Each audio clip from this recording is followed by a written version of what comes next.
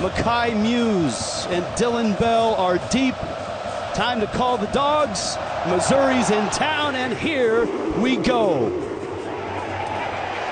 It's fumbled at the 10 and picked up. And Georgia precariously brings it out to the 18-yard line.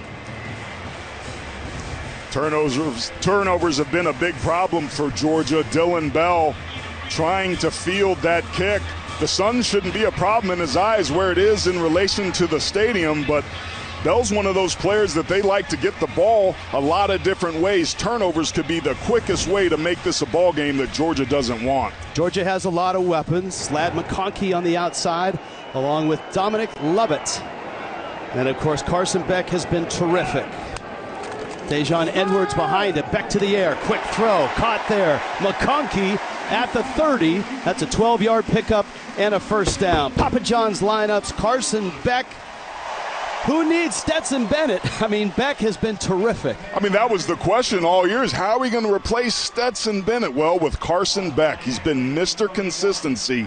The game has really slowed down with him, Rich. We'll get into it as the afternoon progresses, but he's on top of this offense. This offense generates 506 yards a game. Edwards, nothing going there.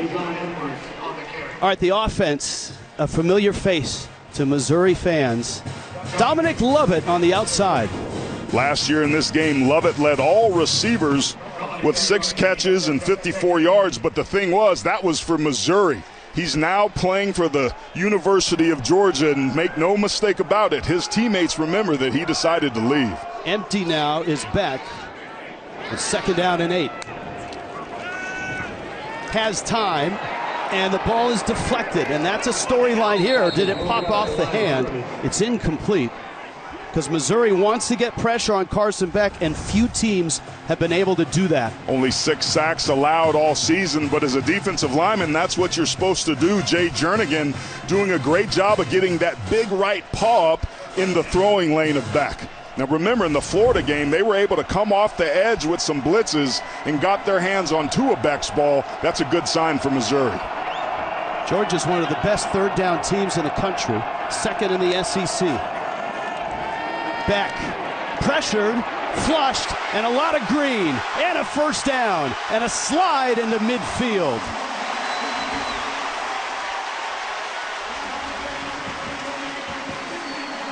Missouri coming into this game said, we're going to challenge these guys in man coverage. The problem is when you do that, nobody's got their back to the line of scrimmage. Beck very smartly pulls the ball down and makes him pay with his legs. And when you have big plays like that, Mike Bobo dialing up another play using some tempo, that's the type of play, Rich, that can juice an offense and get you feeling good and lathered up early. Yeah, Beck just overthrew Oscar Delp. He's the guy that is filling in for Brock Bowers. Bowers, by the way, continues to progress after the ankle surgery, and they're hopeful they get him at the end, possibly for the postseason.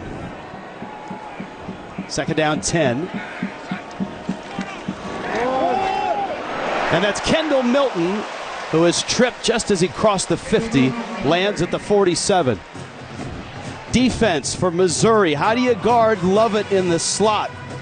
Well, you do it with Ennis Rakestraw. He's their best cover corner. He's physical. If Lovett and Ra Thomas and McConkey start to become a problem, look for Rakestraw to move into the slot and to take him away. That's going to be some cat and mouse. It's going to be fun and likely have a big impact on the outcome of today's game. Another 3rd down, this 3rd and 5, first drive of the game. Beck, quick throw, and it's short. Dylan Bell was the intended receiver. And Kirby Smart is keeping the offense on the field. They're going to go for it here, 4th down and 5. That ball got tipped as well. That's 2 passes so far tipped. That time by Missouri bringing pressure, but I love the aggression here by Kirby that said we have to play aggressive and play smart right out of the gate.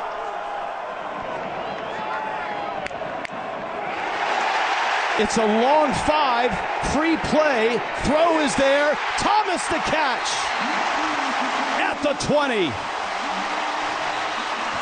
Great composure by Carson Beck.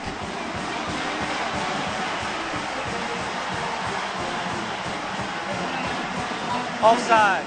Defense number 5. In the neutral zone with the snap. Penalties decline. First down.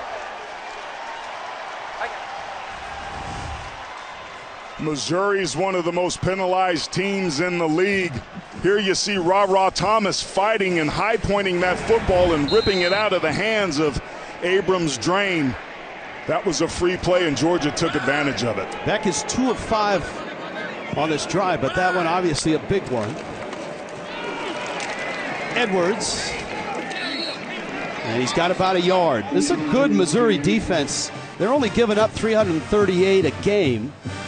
They're good against the run. They're good against the pass. Very solid. And you see Blake Baker, their second-year defensive coordinator. Baker told us yesterday in our meetings, we got to be aggressive. We got to come after them. Felt like they were too soft, too much too high shell against LSU and paid the price. They're not going to make that same mistake here today. Kendall Milton back in the game. 10th play of the drive. Play fake, Beck in trouble, down he goes, and Missouri gets to him. That's only the 7th sack allowed by this offensive line all year. It's a loss of 6. This is a good sign. Here you are coming off this outside edge. And remember, that's Xavier Truss, who's really a left guard, who's playing for the injured Amarius Mims. This is a really good sign for a Missouri defense that has gotten 10 sacks in their last 2 games. Yeah, now 25 on the season. Bell in the ball game, and a 5-receiver look. Another 3rd down. This one, 3rd down at 15. Blitz comes, Beck early. That's Mekhi Muse with the catch, and he's going to be caught short of the 1st down at the 15-yard line. This might be decision time again for Georgia. You see Muse there in the slot, just a simple bubble screen. He's so explosive. He's one of the favorite players on this team. Players respect him because he plays much bigger than his diminutive size. Peyton Woodring is a freshman kicker. Got off to a rocky start, but he's hit 10 straight after missing a couple of easy ones. Well, this is just a 32-yarder right down the middle. And it is up, and it is good. Georgia against Florida. The tightrope surgery was successful, and they're really encouraged with his progress in the rehab. Rich, you and I were at practice on Thursday, and I would bet my bottom dollar that I saw a number 19 in a black jersey who was going through walkthrough. Certainly, to your point, an encouraging sign for this football program. That one through the end zone. Let's go down below. Amanda Guerra. Hi, Amanda. Hey, Rich. Good afternoon to you. You know, this Missouri team off to its best start in a decade. We spoke to head coach Eli Drinkwitz, who admitted the past couple of seasons his team was very fragile. There were a lot of moving parts, but really they didn't have an identity. Well, this season they found it. They have a handful of mottos, the main one being STP, something to prove. They also have just us and put it on tape. Basically, it's all the same team. A team with grit that tunes out the noise and proves not to others but to themselves they can finish what they start. Hey, Amanda, that noise is deafening right now. Theo Weiss with a catch, and he's going to lose a yard. As we take a look at Missouri's offense, Papa John's brings it to you. Brady Cook, a St. Louis kid, has made a big leap this year. He's having a great year, but he's had 3 interceptions in his last 3 games. This young man's going to need to run today. They're going to need his legs. He's got to extend 2 to 3 third down drives and try to escape a Georgia front who's getting better by the week. Missouri's been good on the road, but this environment is much different than anything they've been in this year. And they've suffered from a lot of false start penalties. This noise is not going to help. Cook flushed. He's got speed. And from behind, he's hauled down at the 38-yard line. That's a first down. Jamon Dumas Johnson got him. You're going to see a little move to the inside right there that's going to open up the crease. Great job of Brady Cook using his eyes, then that acceleration to move the sticks. We were just talking about the importance of his legs. We've now seen both quarterbacks who are known for their ability to throw the football making a difference on the ground.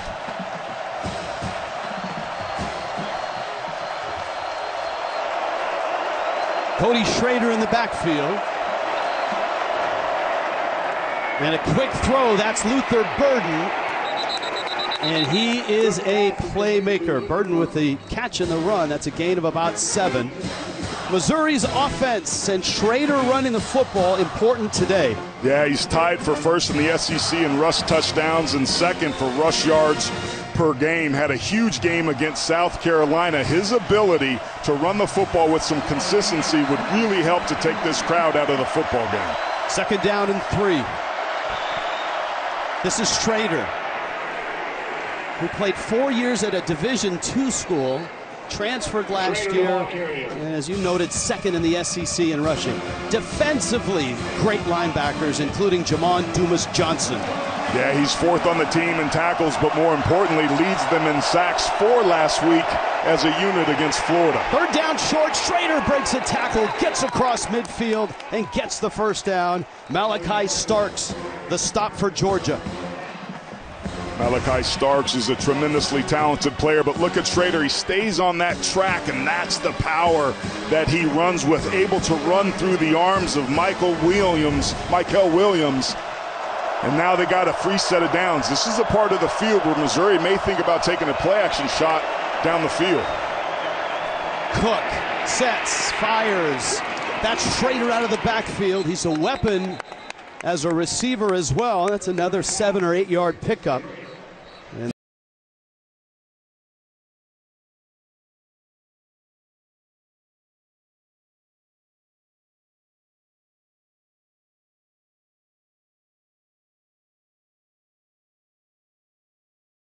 Today, he knew that this was going to be a big challenge, but really liked the development of his unit week over week. And he's a brand new coordinator. It's a big change because Eli Drinkwitz was the coordinator and the head coach. He gave up those duties just to be the head coach. Schrader left side looking for the 1st down, and he's not going to get it. Warren Brinson made the stop. This is going to be a 3rd down and about 2. Missouri likes to run this stretch play, but the ball really surprised Brady Cook, and that's what this noise will do to you. It's really hard to hear when the snap count is, and that's how you can put the football on the ground. Really nice job by him of fielding that football and handing it off successfully. Late change by Georgia defensively. Quick snap, and it's Cook straight ahead. Puts his shoulder down, gets some help from behind by Brett Norfleet, the tight end. And we'll see where they mark it. He's got the 1st down. It's a pretty encouraging sign for a Missouri team to be able to convert 2 3rd downs in a row. And you love the decision to run Brady Cook here. This is a Bulldog defense, Rich, that's the best in the country in 3rd down scenarios, and they've converted 2 on this drive, and they'll keep going. You can see Georgia loves to run linebackers, DBs, linemen in and out. They play about 28, 30 guys on defense. Pump fake, Cook, end zone, caught! Touchdown! Luther Burden the 3rd, and Missouri strikes back.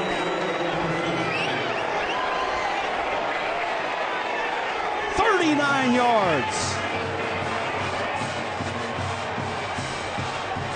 And it's all of a sudden very quiet between the hedges. Missouri wanted their one-on-one shots, and they specifically wanted to target Dalen Everett. They're going to take this all day long. They felt they had a mismatch, and they certainly proved to be right on the 1st touchdown of the game. Byrne, a St. Louis kid, one of 19 St. Louis players on this Missouri roster.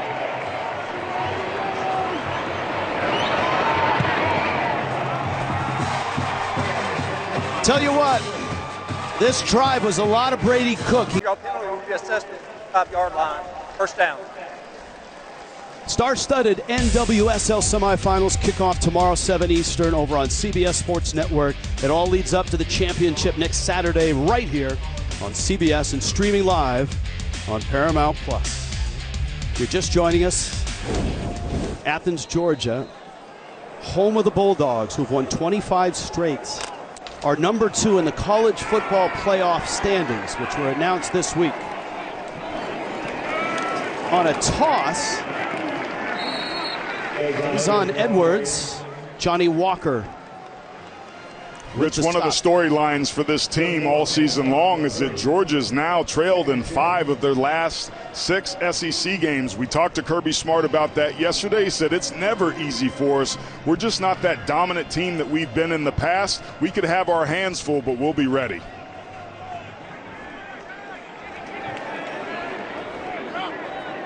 No gain on the play. 2nd down and 10. Second possession for Georgia.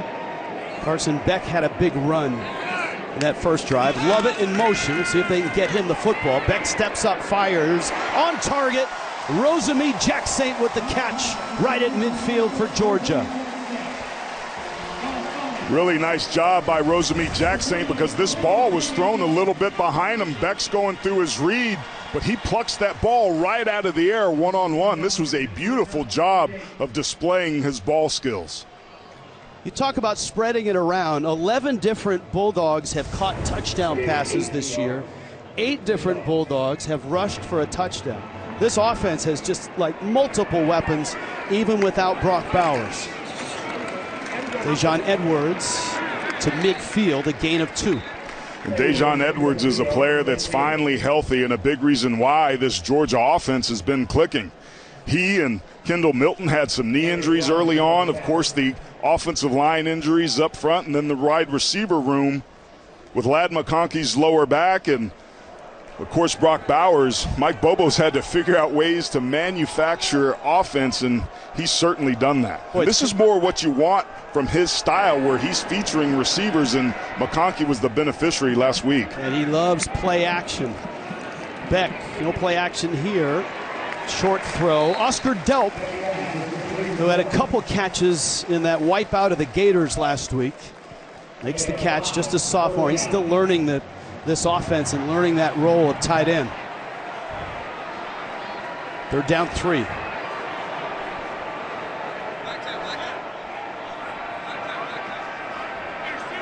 The command of this offense and the calmness of Beck is something that Kirby Smart really emphasized yesterday. Missouri showing blitz. And here they come. Beck gets rid of it, has a man. It's caught there. And it's Lovett, the former Tiger, to the 35 with a 1st down. They motion Lovett out and put him in the bunch set, and he just squirts out. And Beck puts the ball on him and almost breaks a tackle and takes it to the next level. But that's a good job of Missouri getting ball carriers down on the ground right away. Georgia cannot get behind them if they want to be successful defending this pass game. Already 6 different receivers have catches.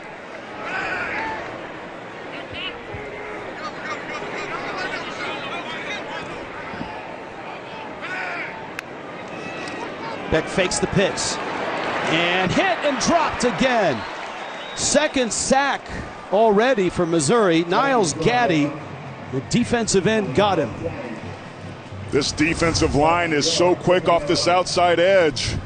They're going to stunt themselves inside, and then the pocket just collapses. Beautiful job of redirection right there by Niles Gaddy, defeating his block and getting the 2nd sack of the afternoon, which is an encouraging sign if you're Missouri, because this Georgia team only gave up 6 sacks coming into this contest. And Blake Baker, their defensive coordinator, had that at the top of his list yesterday. We must get to Carson Beck. Dejon Edwards. And Edwards inside the 33. They'll mark it at the 32. And Rich, what's notable about that, and I'm sure what Blake Baker has to feel good about, is that those 2 sacks were one-on-ones. Yes, they were blitzes, but the results happened because Missouri's defensive line had a one-on-one situation and got home to the quarterback, and that's all you can ask for if you're a defensive lineman. Give me a shot to win one-on-one and I'll get there, and so far the Tigers have. Just about field goal range here. 2 of 4 on 3rd down so far for Georgia. It's a 3rd and 6.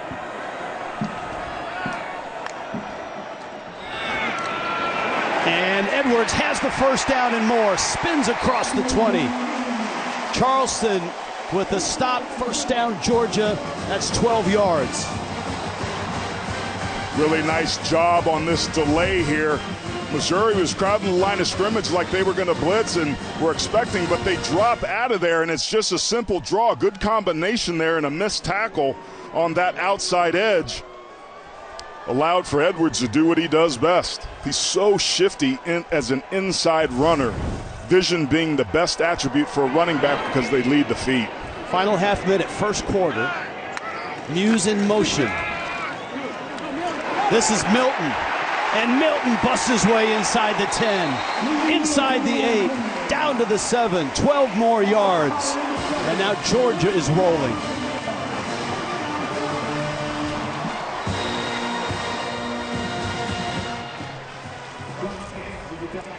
First quarter in the books. Georgia on the move.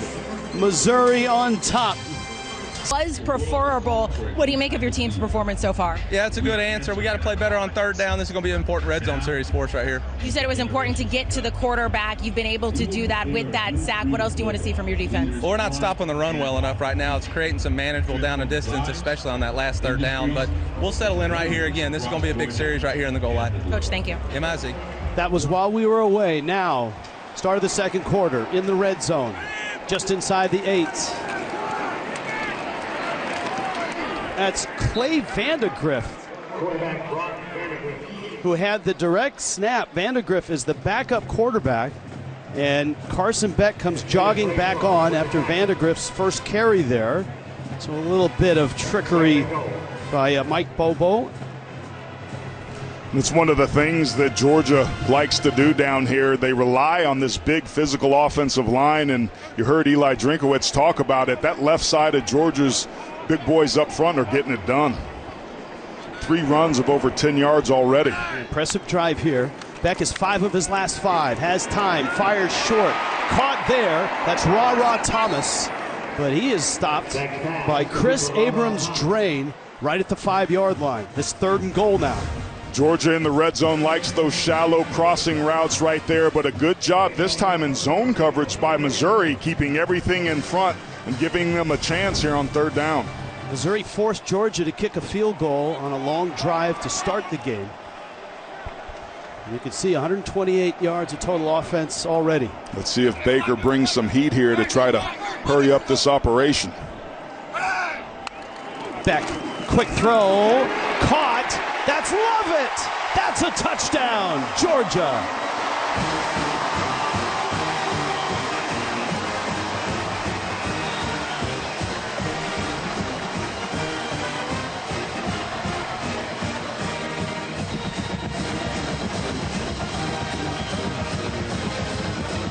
Just a now screen right out the outside edge. Watch this block by Delt. Boom, that springs it.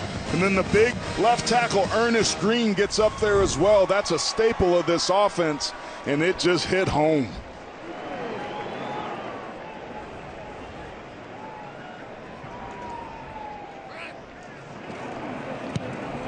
Both offensive coordinators feeling pretty good right now. Both defensive coordinators right now are digging deep into the notes. Impressive drive by Carson Beck and Georgia. The former Tiger, Dominic Lovett, and the Bulldogs back on top. Sanford Stadium, the shadows starting to creep in. The weather today much warmer than the last 2 days. Temperatures in the mid-70s.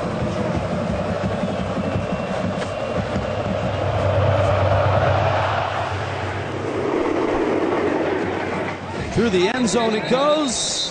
Off to New York we go. Adam Zucker in our New York studio for a Jeep update. Adam? All right, Rich, it's the final chapter of Bedlam, at least for now. And this is Sooners freshman Gavin Sawchuk. Best game so far this year, 63 yards.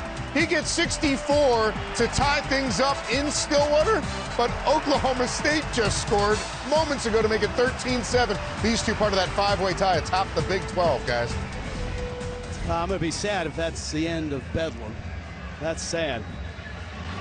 Here, both offenses have been great. Brady Cook, the Missouri quarterback, was 4 of 4 for 53 yards and had a couple of big runs on their first long touchdown drive. He's throwing here. He almost escapes.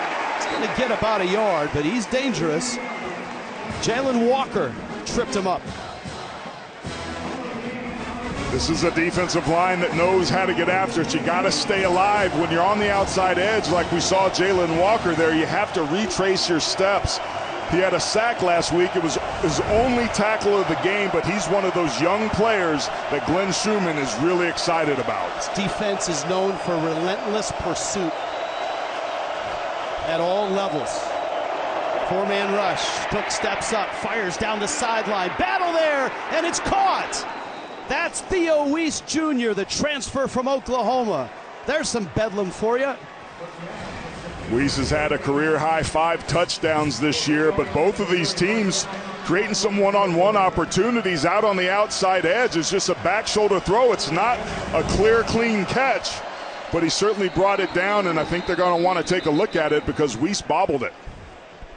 Before the snap, replay review was initiated. Building on the field is a catch. Previous play is under further review. 33 yards, pending review. Whoa. Whoa. Doesn't look like he stuck that catch at all, and the ball is moving around considerably. And remember, Rich, the ball can move, but Weiss needs to demonstrate that he's got sure and control of that football, and I just don't know if he does there. That bobble might have cost them a really big play because it's still moving around. It's away from his body right there. Now he brings it back in, but almost looks simultaneous as his backside hits out of bounds. So the backside, in your opinion, is out of bounds. We bring in Gene Sterator, who's had a couple looks at it. Gene, what do you think? Yeah, I'm with Aaron on this one too, Rich. Look, the ball can move, but he has to possess that ball on the front end. This is not a clean possession right away, so now we've got to go through that step. At this point, I think he does just possess it, but I agree with Aaron as well. I think the first body part to touch, once there's secure possession, is the backside, because, boy, if that right heel could be on the ground as well. First down, Missouri. Not enough. I don't think they could tell where that left side landed, Gene. It's really close, and right at the end on the last replay, I saw that back right heel, which also was on the ground, and I think the heel may have been down right prior to the backside landing. If you watch real slow, right here you see the back heel still on the ground when there was possession, and all you need is a frame there, guys, as well. So call stands means not enough to overturn and not enough to confirm. It's a huge play and a huge call. Tigers from the Georgia 41. Cook again, fires, incomplete. That was behind Luther Burden. And that's his first incompletion. Yeah, there was some late pressure in the face there. Georgia's known for doing what's called green dog blitzes. If they're in man coverage and the back doesn't rush, boom, you can trigger from that second level, and that's exactly what Smile Munden did there, and that's what caused the errant throw. Georgia's good at getting to the quarterback. They sacked Florida 4 times last week. Their pass rush has been getting better as the season's gone along. 2nd and 10. Cook fires, sideline, back shoulder, and he misses Weiss. 3rd down and 10. I would have liked to have seen a run there. That's typically the call, 1st and 10 after an incompletion, to give yourself a makeable 3rd down. 3rd and forever is not where you want to live against this defense.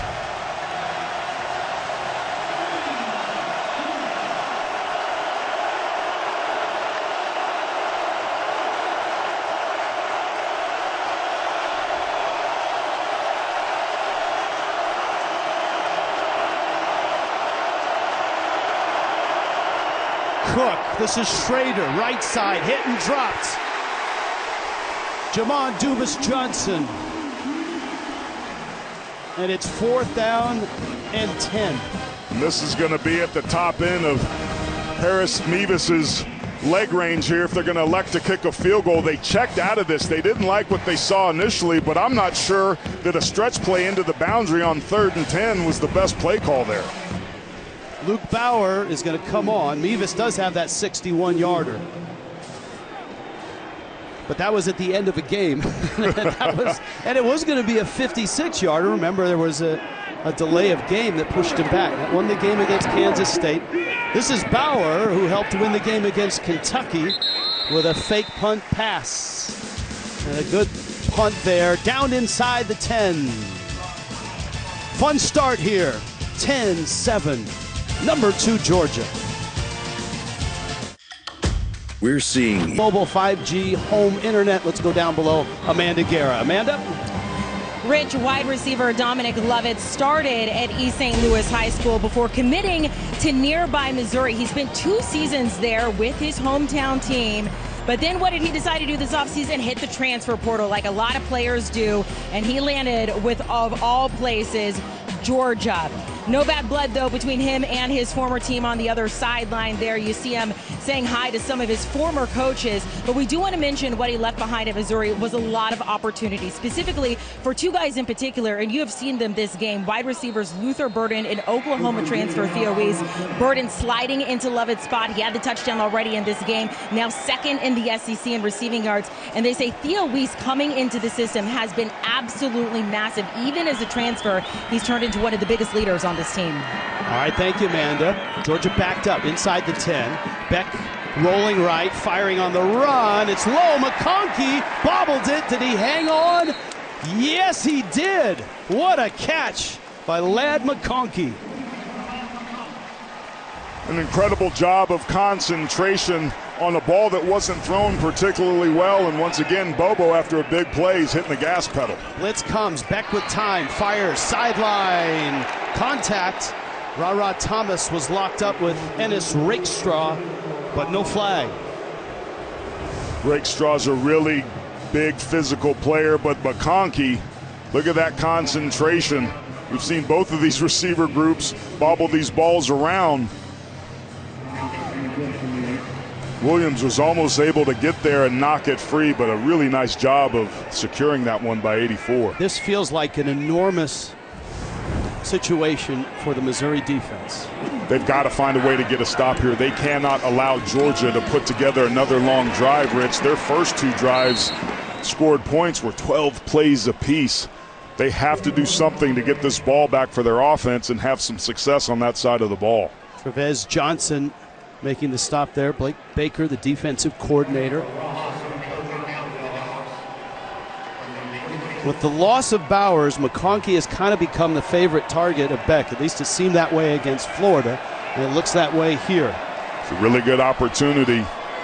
They told us that Missouri brings 7 when they blitz more than anybody in the country. They'd love to get some pressure here, possibly a sack and get Beck on the ground. 3rd and 11, McConkey, but short of the first down. Rakestraw there with the hit right at the 35, and it's 4th down and 3. That was a really nice job of tackling right off the outside edge. You can see as soon as he gets this football, boom, they dislodge and circle to the football. Jalen Carlisle was also there on that tackle, and that's the stop that Missouri needed. So Brett Thorson, who has not had a punt returned all year, that's amazing, is punting to Luther Burden. That's a high kick. Fair catch called for. And Burden makes the catch inside the 20. 45-yard punt. Missouri gets the defensive stop, gets the football down. Something that upstairs Georgia can take advantage of. Now remember, Missouri was able to run a fake punt against Kentucky earlier in the season. That just wasn't a smooth operation there to end that series of plays. Flag down. False start. Offense number 72. 5-yard penalty. First down. Georgia is really good at late movement and a shift by their defensive line, and that's drawn a lot of flags across the SEC. It's called stemming. Keep a look at that defensive line. It's that late movement. It's really hard for an offensive lineman, particularly on the road with all of this crowd noise, to not move and react to what Georgia's defensive line did right there. Crowd has been up all game. Cook tucks it, gets to the outside. Now, Rich, it's interesting. We've seen a lot of success from Georgia over the year, but this is what they do. They move late, and they move from odd to even to odd, and it makes identification and the blocking rules really difficult. You can see the frustration that it has, whether at home or on the road, but especially here in Sanford. It's a beast if you're an offensive lineman to try to sort that out. And some coaches have complained, opponent coaches, that that's against the spirit of the rule and should be illegal. The old disconcerting signals. When they clap their hands, yes, but just moving, no. You got to be able to figure out and have an answer for it. 2nd and 13, this could be a timeout by Missouri. Man, is it. 2nd and 13. That was Georgia's first tackle for loss of this ball game. Missouri's defense has had 3. Now the Tigers have to figure out a way to work uphill here and keep this drive going. Cook. Time. Has a man. It's Burden, and it's broken up, and the flag comes down right at midfield. Julian Humphrey had help on the coverage. Just taking their one-on-one shots. Humphrey's in coverage. He's beat, and he slows down. I didn't see a whole lot of contact there. If anything, it's Burden pushing off a little bit. The flag should have been on him. He was more aggressive there with his hands. Let's going to see what these officials are discussing here. Pass interference. Defense number 12. 15-yard penalty. Automatic first down. The arm across the face mask might be what drew the flag here. They've been letting these wide receivers and DBs play pretty aggressively. Well, let's get Gene's opinion on this. He gets paid for it. He's worn the stripes. Thanks, Rich. Listen, you know, in my opinion, guys, look, there are some indicators there, right? He's not playing the ball. He's chasing the receiver. Contact at that point, you would want to throw pass interference. But to me, that defensive back. Ball start. Offense number 76. 5-yard penalty. First down. I felt that the defensive back in that case, guys, pulled back enough and really didn't do much to separate or significantly hinder the receiver at all. I thought a no call would have been the best decision on the play. Hey, Gene, we just saw another flag on Missouri for the defensive line moving. Are you cool with that? Because some coaches really complain about it. So long as they're stemming and not simulating something that would be disconcerting and it's a regular football move, they're okay with it. And they do it frequently, Rich, so it's pretty standard in that regard. But if they think that movement is abrupt or the intent is to just draw the offense off, it's a judgment by the officials. That, to me, and what we're showing on replay there, that looks like a normal stem. You've just got to stay in that spot as an offensive lineman and understand that. All right, excellent stuff, Gene. Thank you. Stemming's been around forever, but Georgia's taken it to another level, and what makes it even more complicated is that you go from an odd look with 3 down linemen sometimes to 4 down linemen, which makes you completely change your blocking rules up front, and you just don't have enough time to do it. Blitz comes, Cook's in trouble, flushed, rolling, looking, keeping, and skips on his way all the way up to midfield. He kind of hesitated like, yeah, I'm going to go out of bounds, and then accelerated for a few more yards. Rich, we talked at the top of the show about what the keys to the game were going to be for Missouri, and one of those is getting Brady Cook's legs involved to extend drives, and he's their leading rusher by far so far today, 39 rush yards on the ground. They got to find a way to get Schrader going as well. It was 19 yards, the ball just inside Georgia territory. This is Schrader, and he's to the 45. He's such a unique story. Truman State is a Division II school. He played there for 4 years. A booster at a cocktail party told Eli Drinkwitz, hey, you know, there's this guy that really would like to walk on and transfer. Will you take him? And Eli said, yeah, okay, he can come out. Well, he's second in the SEC in rushing.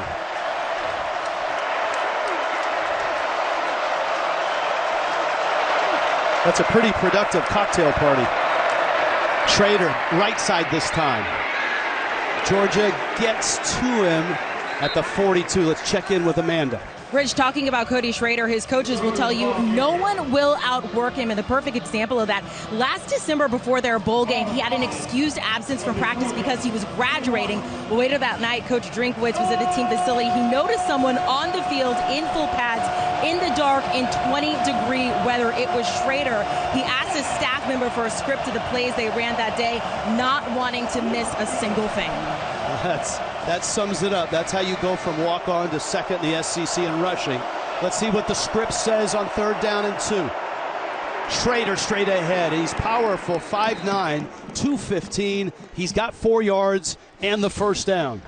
This is going to be split flow zone where they bring the tight end across the formation, the true freshman Brett Norfleet, who gets the kick out right there. And then it's going to be the power of Schrader, that contact power running behind his pads, gets the necessary yardage to move the sticks.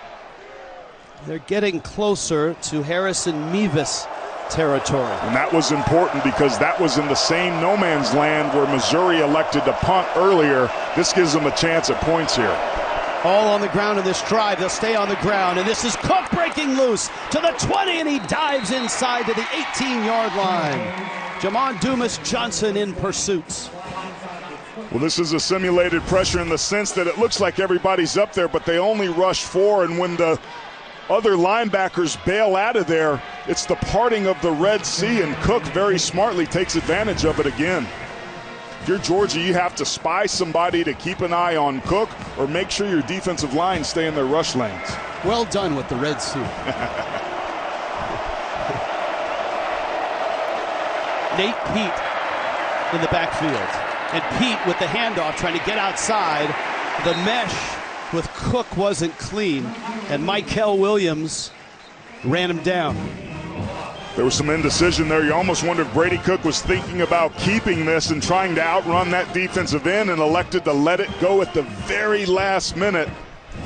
A turnover down here in this area of the field could be absolutely catastrophic. Feel like Missouri got a little lucky there. Kirby Moore, first-year offensive coordinator, was the offensive coordinator for Jeff Tedford at Fresno State last year. His older brother, Kellen Moore, of course, great quarterback at Boise State. Kirby was a wide receiver with him. 2nd down 10. Cook firing, end zone. Burden almost had it, just out of his hands. Javon Bullard on the coverage. Javon Bullard along with Tyke Smith and Malachi Starks are such impressive playmakers.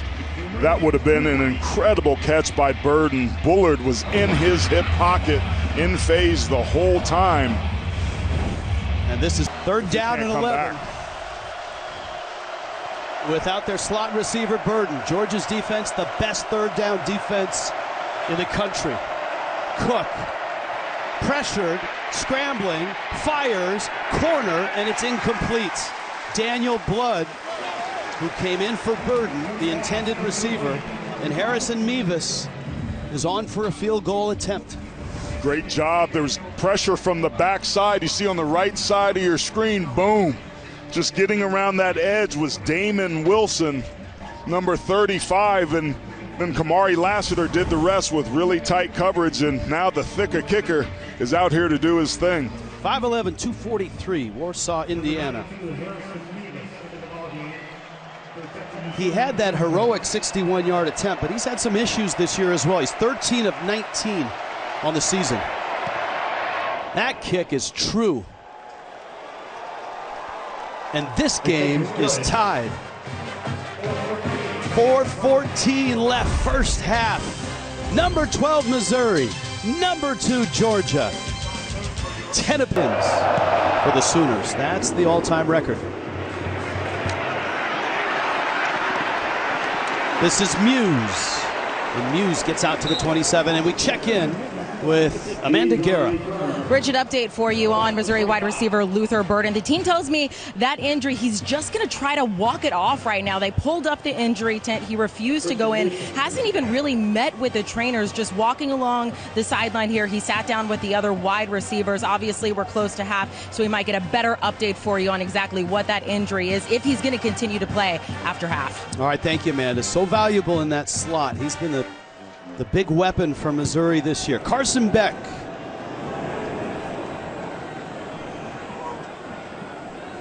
has hit Dominic Lovett for a touchdown pass. Little toss to Dejon Edwards. And Missouri's defense has defended the run pretty well here. Marvin Burks Jr. made the stop. Yeah, they were in cover 3 there, and the corners came up and triggered right away. Georgia was trying to run the football into the boundary, and it's another tackle for loss. That's really good by this Missouri front if they can get Georgia behind the sticks. 4 and counting. 2nd and 12. 2nd down 12.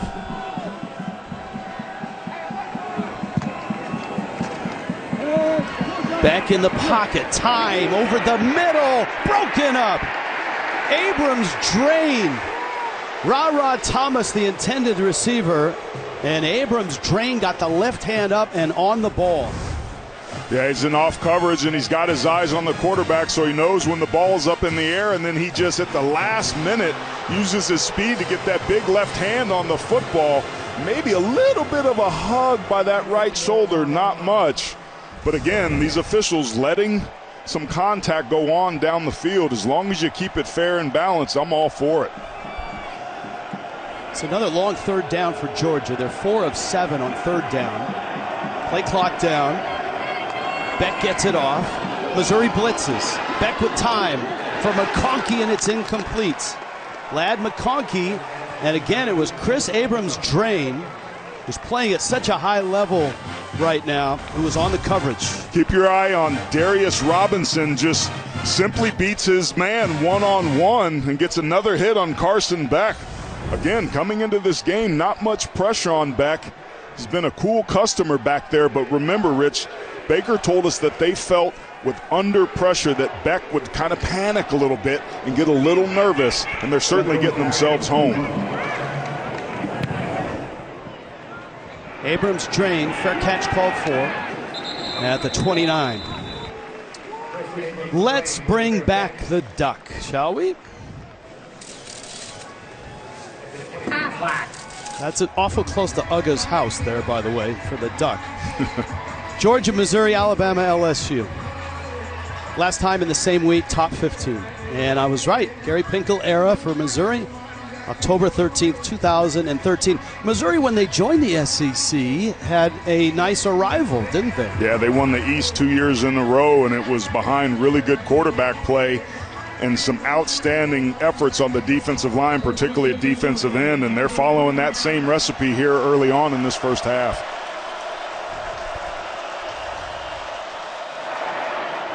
This is Cook with Burden back in the game, and the receivers got crossed. Cook's ball sails out. Let's go back. This is the only win in this matchup back in 2013. James Franklin got hurt, had to leave the game. Matty Mock came in at quarterback. Missouri broke out a trick play. Bud Sasser hit LaDamian Washington for 40, and the Tigers won 41-26. That's their only win against Georgia. See Georgia here with 2 high safeties. They've been playing a lot of 2-man with the spy on Cook to make sure that he can't run away and hurt him with his legs. 2nd down and 10. Down he goes. Georgia gets to him. Zion Logue, the junior.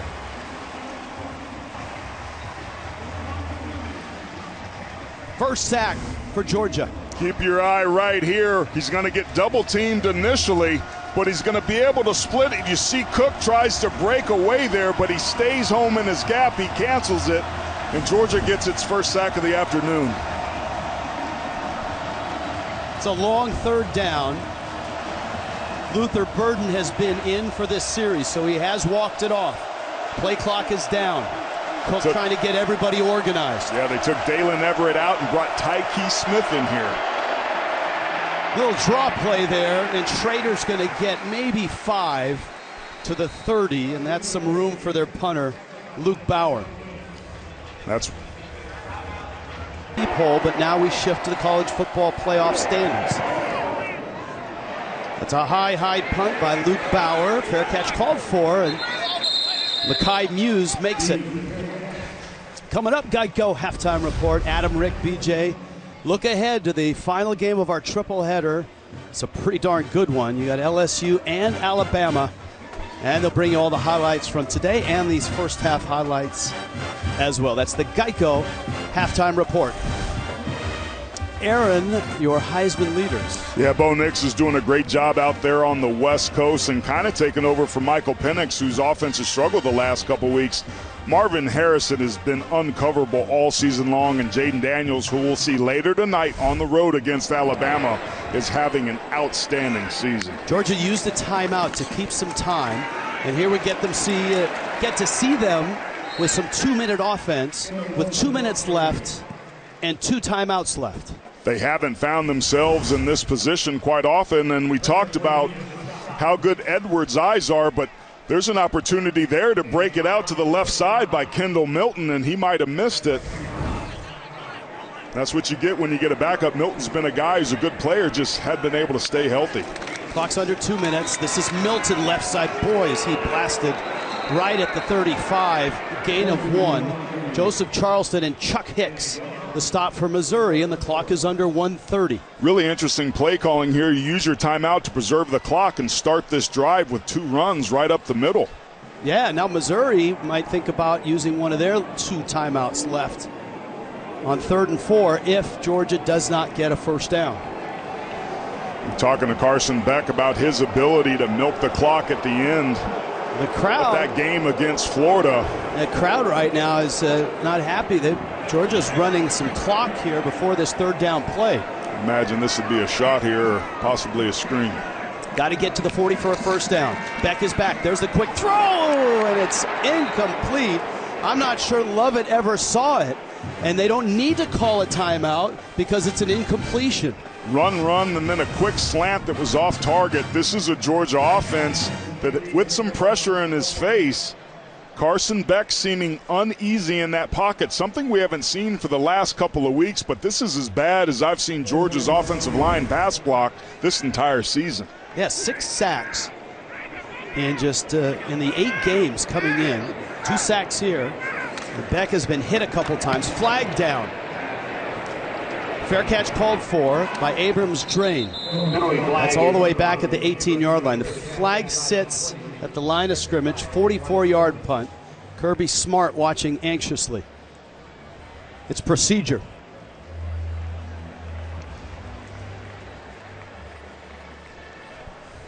Kirby Smart, one of the least penalized teams. Illegal formation. Kicking team. 5 players lined up in the backfield. 5-yard penalty will be assessed at the end of the kick. First down. So here's Missouri now with 2 timeouts left, 45 seconds left. Although Georgia's defense in the second quarter started to look a lot like Georgia's defense last week against Florida. And good to see Luther Burden, who's back out here on the field. If you're a Tigers fan, this is exactly what you want. Where Missouri's been successful, Rich, is big plays, taking shots down the field. That's certainly going to show up here sooner rather than later. Cook started 5 for 5. He's 0 of 5 since. Schrader bounces outside, races for the sideline, gets captured and dropped. He did not get out before he was stopped, so the clock continues to roll. And another interesting play call here for Missouri. Remember, they received the ball to start the second half, and you see Drinkwitz is not happy. He felt that Schrader got out of bounds and was moving forward, and I agree with him.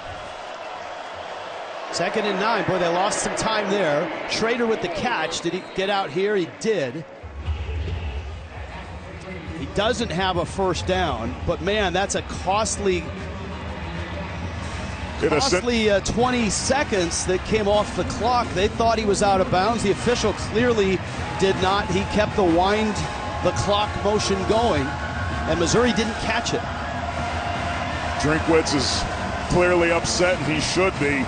Now remember, if you run out of bounds or going backwards, yes, the clock will continue to go, but if you're moving forward as Schrader was there, that clock should have stopped. Well, it's 3rd and 5. It's the sucker on the ground. Yeah, they'll keep it with Schrader. Schrader carries. Let's take a look and see, as the tackle happened, if he was on his way out. That's That's really close, right? I mean, his forward progress is stopped while he's inbounds and then out of bounds. That's closer than we thought. Timeout, Bauer, the punter. Georgia comes after it, and Bauer gets it away. And the half is going to end with the football rolling at the Georgia 37-yard line. This is number 2 Georgia and number 12 Missouri. Georgia has won 25 straight at home, and the Tigers and Eli Drinkwitz are dead even at 10 apiece. For Amanda's halftime interview with Kirby Smart, go to X at CBS Sports CFB. On to New York, Adam Zucker in our New York studio. It's the Geico Halftime Report. All right, Rich, and we are knotted at 10. Just a nice job pushing off the line of scrimmage by Theo Weiss and completely turns around Dalen Everett. That's a great first play and a good sign for Missouri, who wanted to attack this secondary. This is Schrader, and Schrader gets inside Georgia territory down to the 44. We check in with Amanda. Rich, Kirby Smart told us the more disciplined team would be the one to win this game. And so far, he's actually pleased with Georgia's discipline in this. He says we're running the game plan we want. What he's not pleased with is that offensive line that you've been talking about. As far as Missouri, Eli Drinkwitz said, look, we're playing the champs. We know we're going to have a better second half than we did a first one. His key, run the ball. You see Luther Burton back in this game. He told me, never count out Luther. Yeah, and Amanda, you saw Cody Schrader with a couple of nice runs, just like Eli Drinkwitz wanted, to pick up a first down. On the move is Missouri. First possession, second half.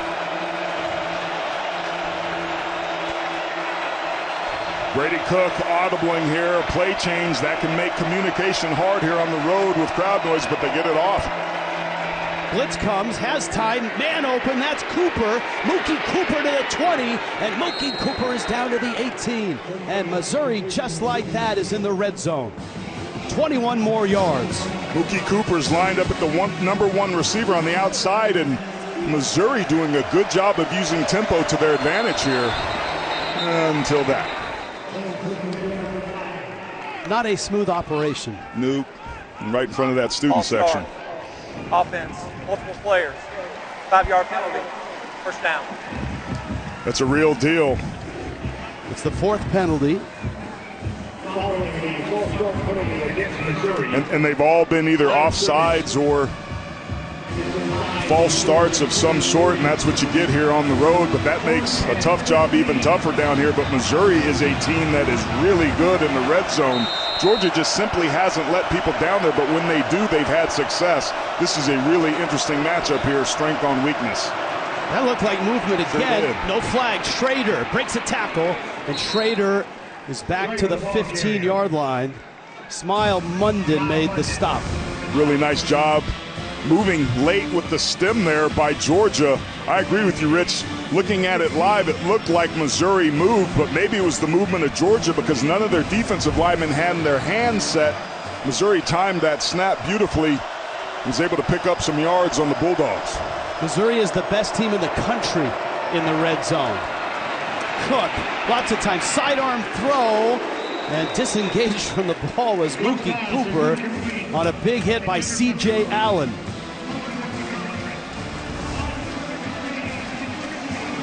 Norfleet was able to get himself open. You're going to see him run the DB who falls down there. Javon Bullard, had he had a little bit more time, Norfleet, the freshman, was wide open in the end zone. Missouri does not throw to their tight ends that often, though Norfleet has been getting a little more looks and targets in the last 2 games. Weiss in motion. Big 3rd down and 7. Blitz comes. Everybody comes. Down he goes. Tyke Smith.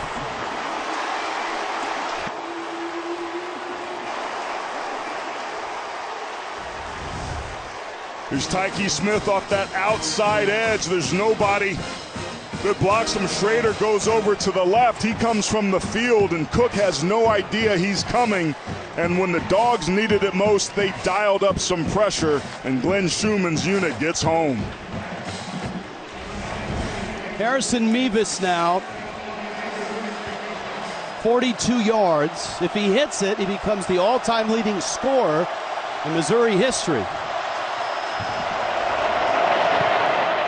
kick is up, and Mevis knocks it through.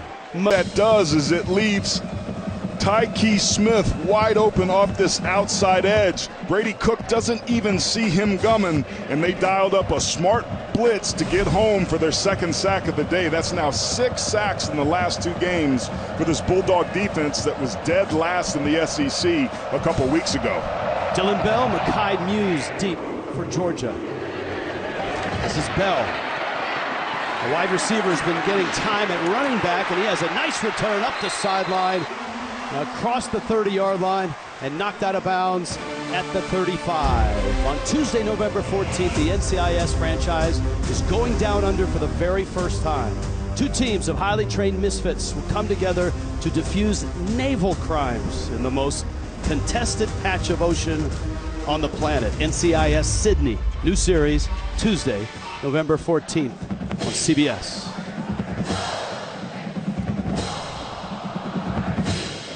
Georgia fans a little bit uneasy here. Now, look, Georgia has been behind in 4 of their 5 SEC games, and they've won them all.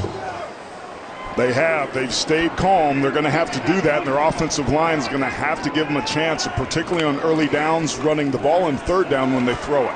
Back on play action. Little dump off. Caught there by Edwards. Stumbles. Back on his feet. Still on his feet. And has a really nice gain all the way into Missouri territory. Dejon Edwards, the sophomore. This is what Georgia's threat of the run game will do. They run a play action there. They pull the backside guard, and Dejon Edwards kind of tucks up there like he's going to run, and he becomes an outlet. And now the Dogs are on the march. One thing I think Georgia can depend on is their quarterback, Carson Beck, is not going to panic. That's the thing that Kirby Smart and Mike Bobo talked a lot about yesterday, is his composure and steadiness. I will say this, though. Missouri has rattled him, Rich. He was missed 4 of his last 5 throws in the first half, and he had some errant throws. We talked about him at the beginning of the game of possibly setting the all-time completion percentage record at 73% if he could maintain that. But Missouri's gotten him off of his game, and I think it's rattled him a little bit. He was 11 of 18, 138 yards, had that touchdown, and a flag comes from the very back of the play.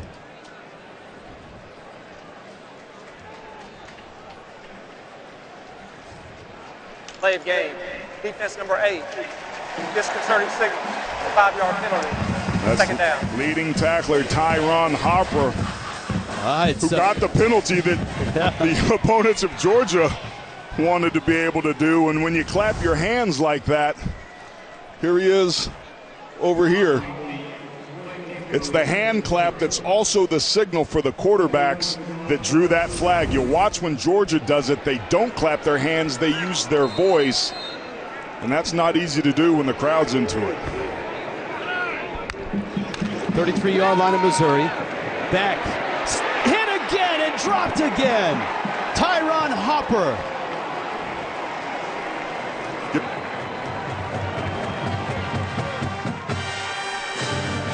Man, we just saw Georgia get after the quarterback. Here's Harper right here, Hopper right here. It's going to be play action, and he boots out, and boom, he triggers, because it was a great job on the outside edge by Johnny Walker setting that edge that forced Beck back up inside, and Hopper got home. 3rd sack, loss of 6. 3rd down 7.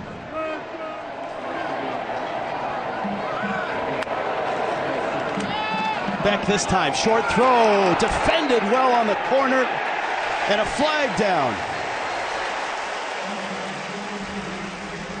Wow, Ra Thomas called for it, and they got it, and Drinkwitz is not happy.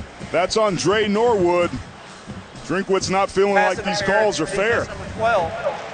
The ball will be placed at the spot of the foul with an automatic 1st down. Another look.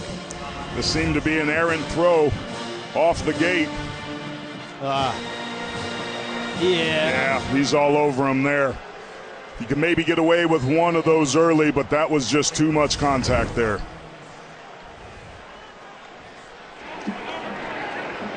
That's a good flag. Good break for Georgia. They got to take advantage of it. Beck, McConkey on the edge.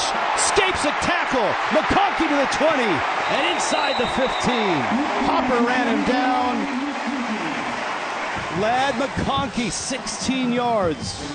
That was Trevez Johnson out in the flat right here. Just terrible tackling technique, and McConkey with a beautiful spin move. His back ain't hurting him at all. He was a factor last week and has been a big playmaker here this afternoon. That's the sort of playmaking they needed and the very thing the Tigers told us they couldn't do.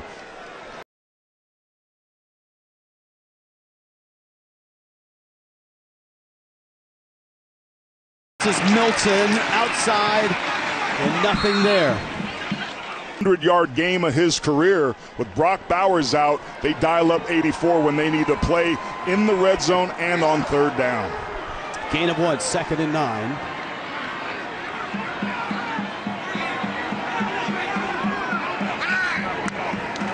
Bell in motion. This is Milton. This is a touchdown, Georgia.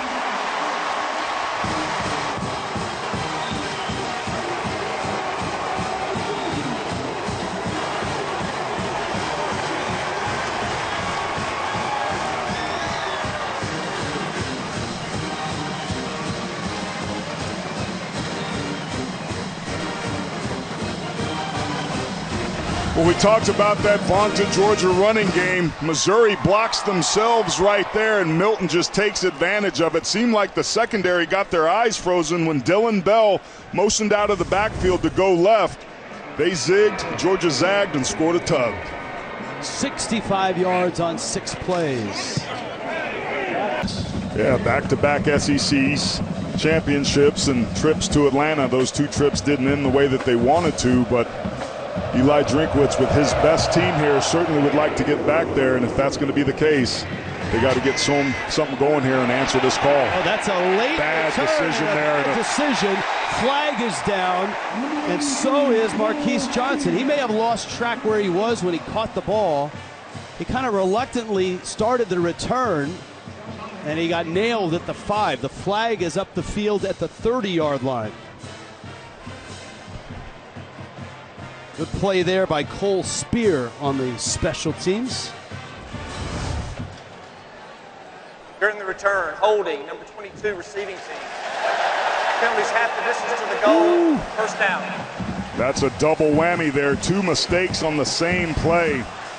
And we knew coming into this game, Rich, that penalties were a big strength on weakness disadvantage for Missouri. And boy, that is holding true here in the second half. At a time when Missouri needed to play smart and give themselves a chance to answer the bell, they made 2 costly errors here and have their backs against the wall. Crowd comes to life.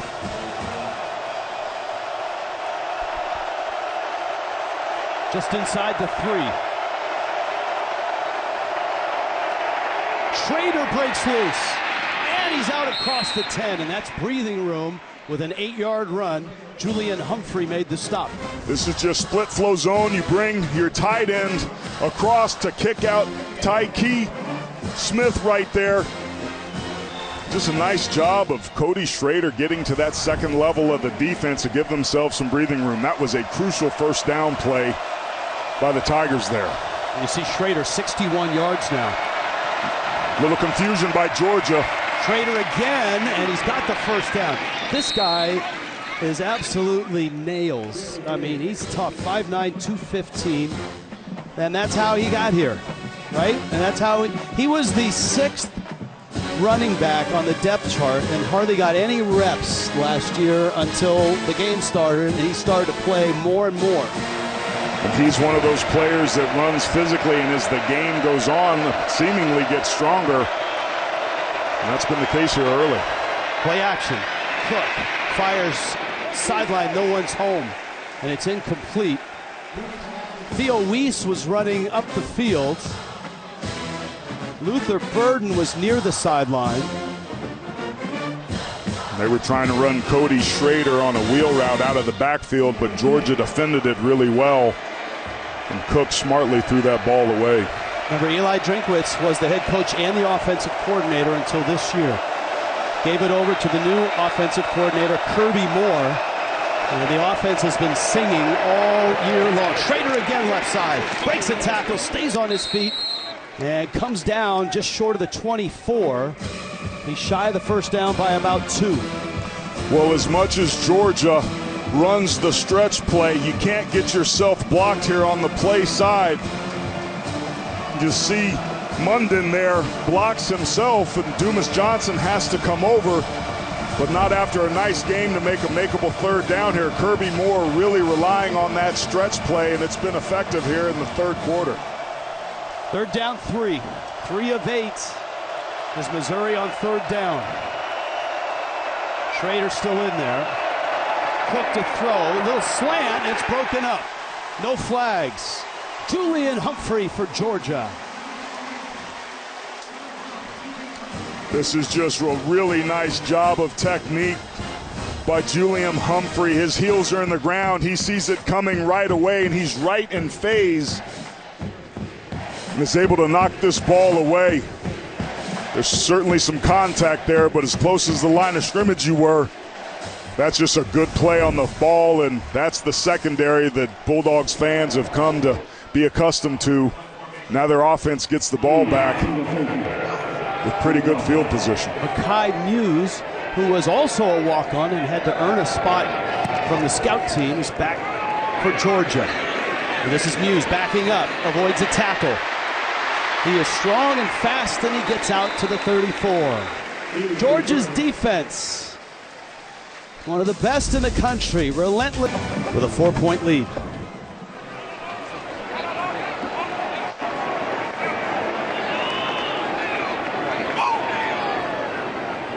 McConkey in motion. Beck on 1st and 10. That's Edwards. And he's across the 40. Joseph Charleston made the stop. Missouri had a run blitz on. They're going to bring their linebacker over on this side, which clears out the hole, and just a tremendous block by Cedric Van Pran, the blocking man up front there, number 63. An excellent job of the first down gains with runs that really were problematic for the Bulldogs in the first half. Edwards 9 carries, 32 yards. McConkey again on the move. Edwards again with the carry, and it's going to bring up a third down and short. Let's check in with Amanda.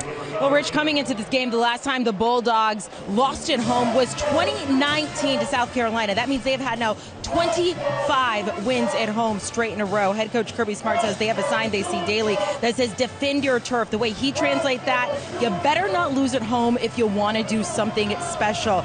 Since Georgia lost at home, 2019, they have won 2 national championships. We have seen 2 U.S. presidents. And because I know everyone at home wants to know this, I hear the groans, Taylor Swift has released 8 albums. Well done. Third down 3. Beck steps into the pocket. He's going to run for it, and he's got it. Not by much.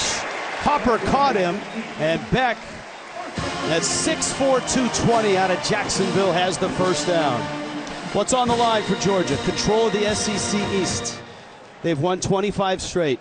The home win streak we talked about. 35 straight regular season wins.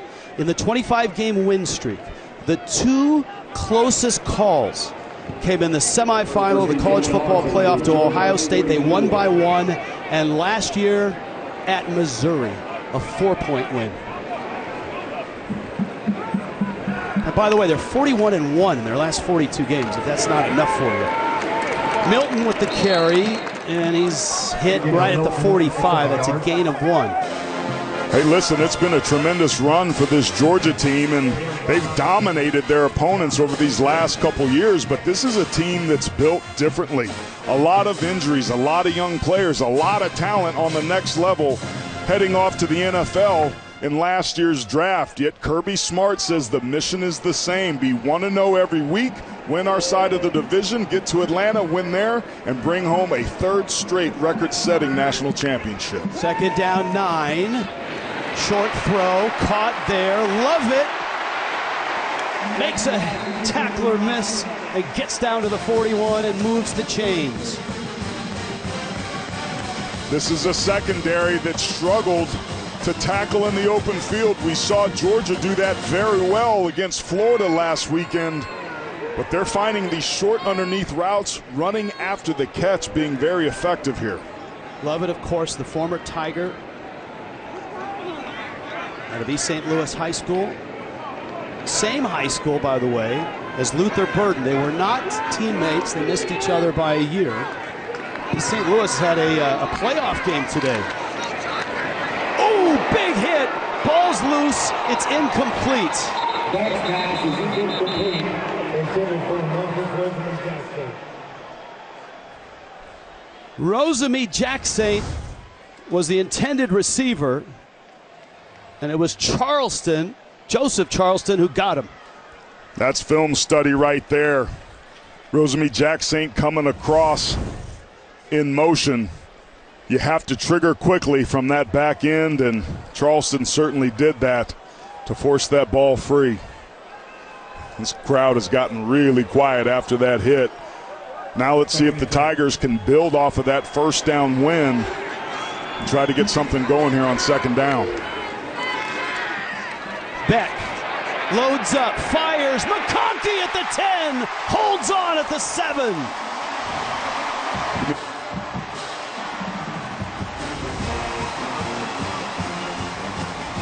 Good job of protection. Beck able to set his feet and throws a beautiful ball that McConkey goes up and snatches out of the air. Drayden Norwood just let him get inside of him.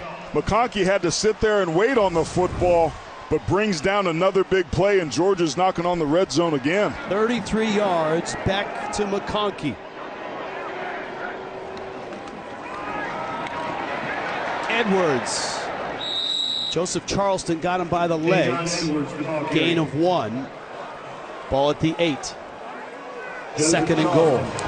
Georgia's really good down here in the red zone, and when they get in the low red zone, they like to rely on that offensive line. They'll also run some stuff on the perimeter.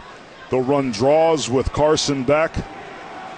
This would be a huge win for Missouri if they can get the stop here and force the field goal, but the way Georgia's playing, that's not going to be easy. Second goal from the 8. Kendall Milton in the backfield. Beck going to keep it. Has a little bit of daylight and is going to get maybe 3 yards to the 5. Well, if I'm George made the stop. Sorry, partner, but if I'm calling what Beck's going to do out here, clearly Missouri's keyed in on that as well, and that's what's tough. You start to get some tendencies about what you're going to do, but at the end of the day, you got to block people. So Mike Bobo, in a situation like this low in the red zone with the way their defense is playing, maybe this becomes 2 attempts here to get this ball in the end zone, depending on what happens here on third down. Third and goal. Beck firing, end zone! Caught! Touchdown! It's Delp!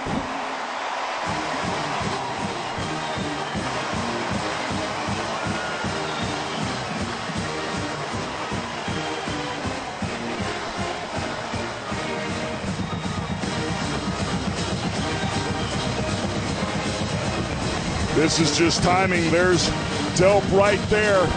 Turns, boom.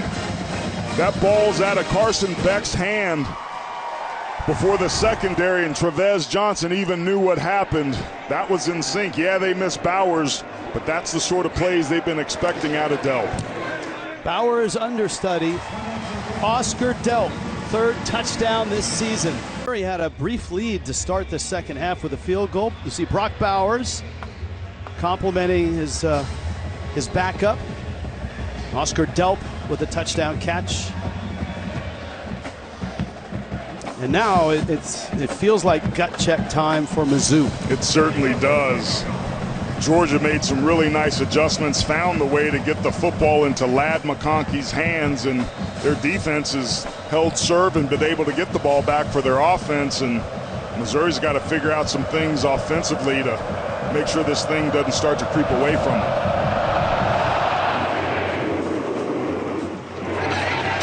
This time a fair catch by Marquise Johnson. Let's take a look at the Dr. Pepper SEC standings. And keep in mind, as you see Missouri trying to get to 4-1, Georgia obviously has won 25 straight games. They want to go to 9-0 and 6-0 and put them in the driver's seat for the SEC championship. But there's tough games coming for Georgia. They've got Ole Miss and Tennessee, number 10 and number 17 coming up. Missouri has Tennessee at home next week. Tennessee's ranked number 17 in the country. All right, here we go. Brady Cook, Cody Schrader, Luther Burden, and the rest of the Missouri offense. Down 11 on the road in a hostile environment. Schrader bounced out of bounds by Jamon Dumas-Johnson. Looks like a late hit on Jamon Dumas-Johnson. Missouri checked out of that play and elected to run stretch into the boundary. Personal foul. That's a face mask. Defense number 10. 15-yard penalty from the end of the run. And it's not Dumas-Johnson, even though they announced it. It was Smile Munden who had the face mask. And I'm not so sure that that wasn't a late hit on Dumas-Johnson, so maybe they just combined it. But nonetheless, it's a costly penalty for Georgia. We've seen Missouri's defensive penalties extend drives. Now all of a sudden Missouri's here across the 40. A perfect place for them to take some of the deep shots like they did in the first half and connected on them. Final half minute, third quarter. Missouri at their own 42. Brady Cook slings it down the field. Oh!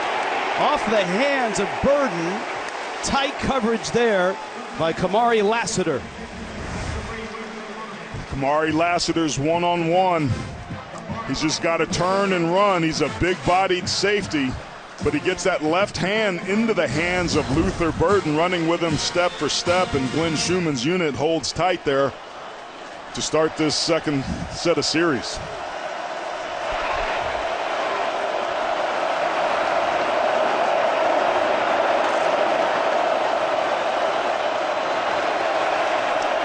Missouri changed the play. Got to watch the play clock. Got to get it off. 2nd and 10. They beat the clock.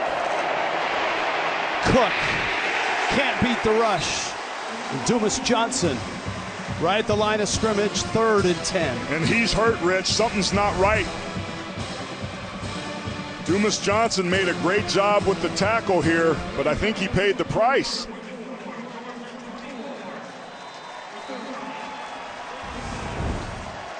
Missouri facing a long 3rd down. When we get back and start the 4th quarter, 24-13, Georgia. Some people in a big moment here in this game. That's Jalen Walker, his replacements. Missouri is down 24-13. 3rd down and 10. Their own 42. Blitz comes. Cook stands in. Now he's flushed.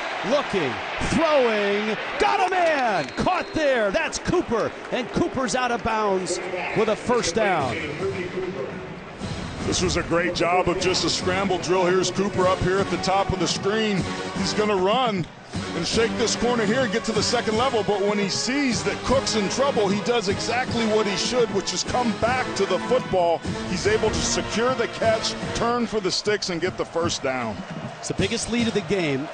Georgia 24-13. Schrader right side. You talk about the stretch play. Interpret that for those that don't have the Aaron Taylor football glossary. Well, it's a zone blocking scheme where linemen at the line of scrimmage are double teaming the down linemen up to the linebackers, but it's designed to hit the perimeter, and it's all about staying on track, and Schrader does it as well as anybody. Schrader's got another 1st down. Missouri's moving. Ball at the 35 of Georgia. I unfortunately saw Terrell Davis use that play quite a bit on us in Super Bowl 32. But it's really hard to block because you create the surfaces. When you have a back that can stick his foot and puncture the defense to get north and south, it becomes really hard to defend. Schrader has gotten better as the day has grown longer. He's got 87 yards on the ground. Cook stands in, fires, man open, caught at the 12. Mekhi Miller took a big hit and holds on. That's a big gain for Missouri, down to the 12 with 23 yards. Great double move here out on the outside by Mekhi Miller, and just shakes Lassiter, and Javon Bullard's too late getting over there. And that was a perfectly dialed up play for that situation. And Rich, to your point, here's a situation where Missouri really wants to get 6 here, and they may have a decision whether or not to go for 2 if they get the touchdown. Inside the 12. This is Nate Pete. And he ran into Zion Logue, all 6'5", 310 pounds. And there's no gain. Second down and 10. Yeah, you love patience as a running back, but that was a little too patient for Pete, who didn't play last week in their game a couple weeks ago against South Carolina.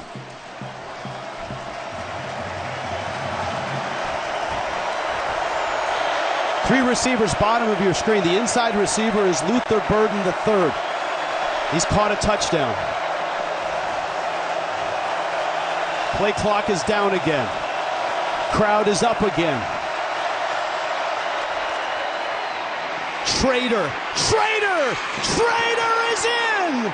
Touchdown, Missouri!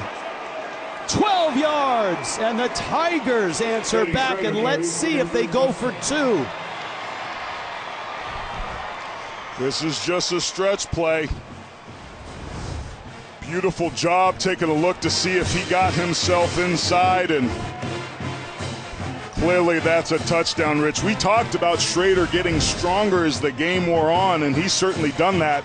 And we mentioned a couple plays ago whether or not they go for 2 to make this a 3-point game, and that's exactly what they're doing here. I like this call. The fourth quarter, you're not chasing points here. You're giving yourself a chance to win. Cook rolling and looking, firing. They got it. There's a flag down. Caught in the back of the end zone. Flag on the play. Conversion is good.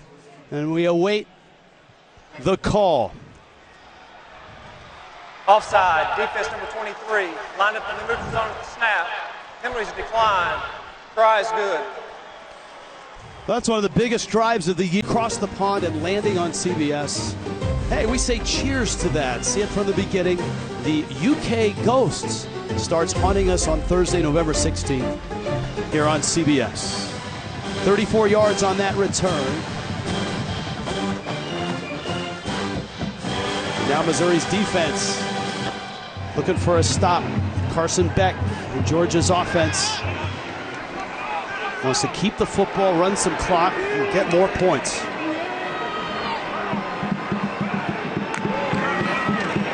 Beck to throw, quick one, sideline, caught. Ra Thomas about 10 yards. We'll see if he stepped out before the marker, and he did. Gain of 9. Nice job by Rakestraw to get him down right away. On that simple route where he stops and catches it, we've seen Missouri's defense miss a lot of tackles and take a simple small gain and turn it to a much bigger one. The Tigers have to tackle well on the perimeter here in the fourth quarter. 44-yard line. Might take a shot here if you're Georgia. Still got a very makeable 3rd and short if you don't hit it. Missouri shows blitz. And Edwards tries to slip through it. I think he has enough for the first down. Jake Jernigan made the stop. One of the things I was really impressed with Carson Beck at the end of that Florida game, Rich, was the way that he was in command and chewing the clock. There was a couple series down towards the end of the game with about 7 minutes left where he huddled up his offense. He was talking to each position about what the play call was going to be. He was pointing to the play clock. He was in complete control and command, and we asked him if things had slowed down for him. He said, yeah, I practiced those situations in every play call on the play sheet the night before the game. I was ready for that moment. Here comes the blitz. Back, pocket, throws. Delp has the catch. Delp with a big gain down to the 31. He caught the touchdown, and now he's deep into Missouri territory. Well, you live by the blitz, you die by the blitz. You see Missouri on that second level vacate that space, and it's a perfect play call to run where they weren't. And Missouri getting away with a face mask there at the end to boot. That is a break for Missouri. Could have easily added 15. We've seen Oscar Delp kind of develop, had a couple catches in the last couple games. They target him. He had a touchdown earlier, and now when you look at him on the hoof, he looks a lot like Brock Bowers, and so far A couple of these plays, he's played like him too. McConkey on a quick screen. And he's back to the line of scrimmage. Don't forget, later in the game, it's the play of the game presented by Jersey Mike's Subs. Just an incredible job by both of these teams to stay in there. Missouri last year had taken Georgia to the deep end well into the fourth quarter, but then from the fourth quarter on, Georgia scored 2 touchdowns and broke it wide open. They remember that, so they want to bow their necks and get stiff here and walk out of here with a victory. It's a little pitch back for Beck, who fires to the end zone. Delp was engaged, and it's well over his head and incomplete. Georgia sideline wanted interference. This was an unbelievable fake by Beck. I couldn't really tell what was going on. It didn't look like he had the ball. He fakes it here. It's a pitch back with the reverse. Lovett throws him back the ball, and it looked like Delp's cut his pattern short. The timing was funky on that, and it was hard to see Lovett when he tossed that ball back to Beck. But I agree with you, is just hand fighting there, but that ball was grossly overthrown, and Hopper, that's a long way to run for a outside linebacker on an athletic tight end. A dead ball penalty has been called. No, excuse me. So they did call it. Did call it. Pass interference.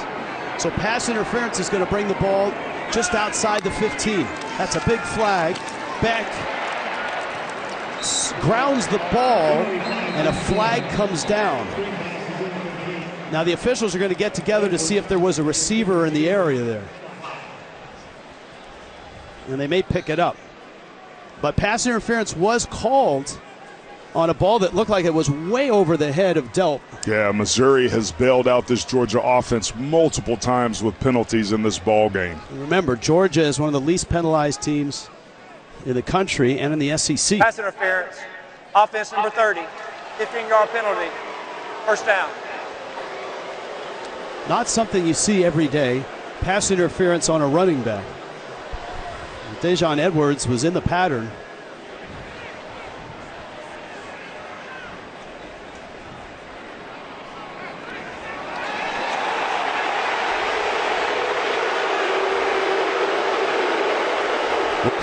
Obviously, Kirby Smart doesn't like this call. Looking at OPI on Dejon Edwards. All right, let's see if we got a look. The ruling on the field is offensive pass interference because the pass crossed the line of scrimmage. The previous play is under further review. Now, they can't review pass interference, but they can review if the ball went past the line of scrimmage.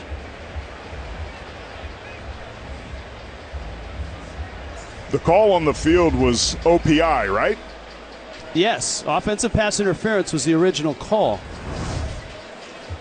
They're trying to run a screen here, and that's one of the great ways that you take advantage. I think they're looking to see if he's past the line of scrimmage. Tough to tell from there. Gene Steratore is with us. Gene, help us out here. You know what I think they're looking at, guys, is where did the ball fall in relation to the pass with 86 downfield and engaging. If that ball is landing behind, then you're into players allowed to be downfield beginning to engage. It looks to me that 86's block is definitely more than a yard or two down the field. And from the looks that I'm getting, it looks like the ball is landing about a yard beyond the line of scrimmage, which would make it offensive pass interference. And that's my assumption on what they're looking at here, guys. That's a great clarification, Gene, because it's hard to tell with Edwards there that play was on him. That's what the call was on the field. That's a good point. They announced it on Edwards, but it looks like it's Dylan Bell, 86. Yeah, you'll see that a lot. You're allowed to block downfield if the pass is behind. You'll run these submarine plays or these hide plays with shallow crossing behind the line of scrimmage. It allows defenders to get downfield and start blocking quick, but with this ball being thrown past the line of scrimmage towards the receiver, it then makes what Dylan Bell does illegal. And that's not Bell's fault. That's the way he's taught. That's what he's supposed to do. It's just unfortunate because the pressure got there so quickly, and Carson Beck was trying to throw the football away, and it's really close to whether or not that ball was behind the line of scrimmage, even though Edwards clearly was. Gene, you've seen a couple of looks now. What do you think after those last replays? The last one that I saw, Rich, is it looks like we snapped the ball from the 17, and the ball may have landed like at the 17.5, which would put it behind the line of scrimmage.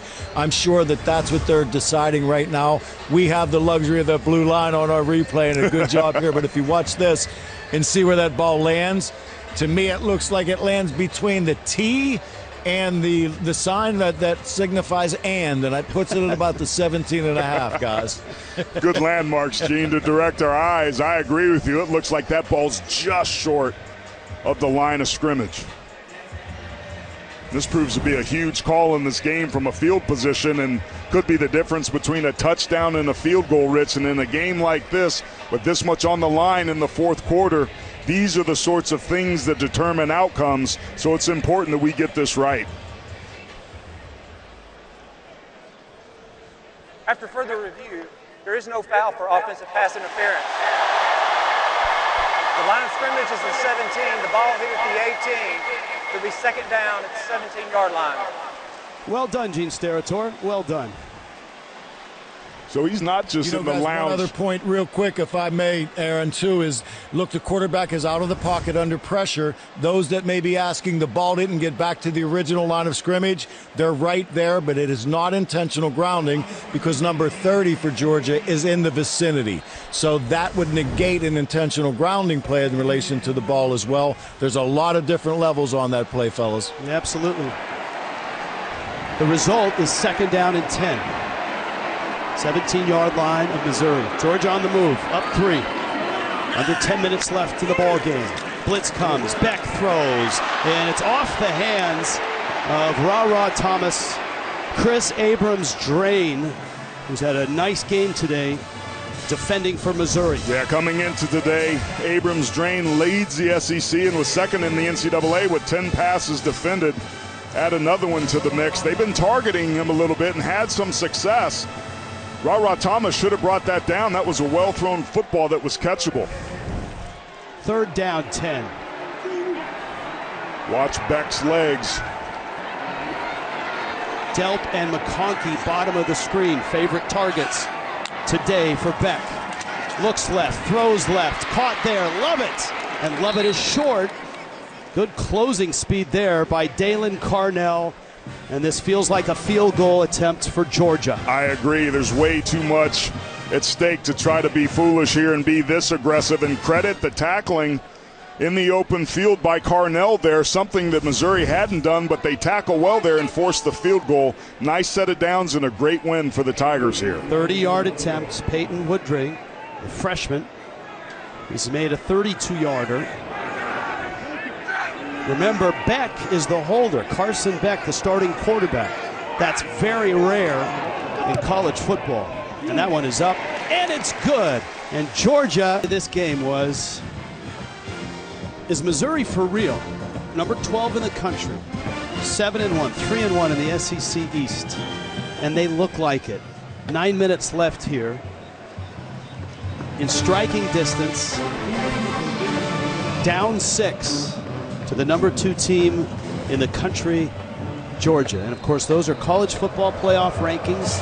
We shifted this week in college football from the AP poll to the college football playoff standings.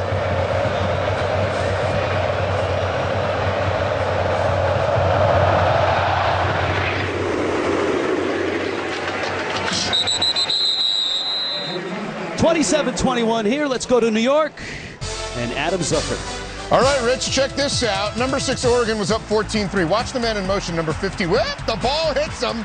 Noel Williams picks it up for Cal, and they score to make it 14-10.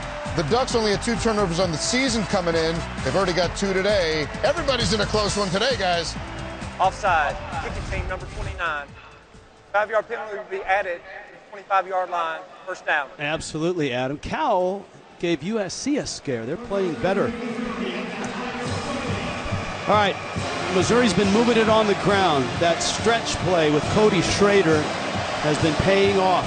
It certainly has, and that offensive line has responded. To win, you got to play defense and run the football on the road.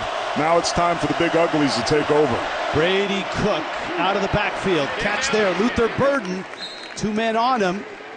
Smile Munden made the catch. Let's take a look at the Ford game changer. It's Cody Schrader and his running, but that was a great job of blocking on that left side in particular. In this second half, he's been absolutely outstanding, keeping him clean up front, and that left side of that offensive line is at it again.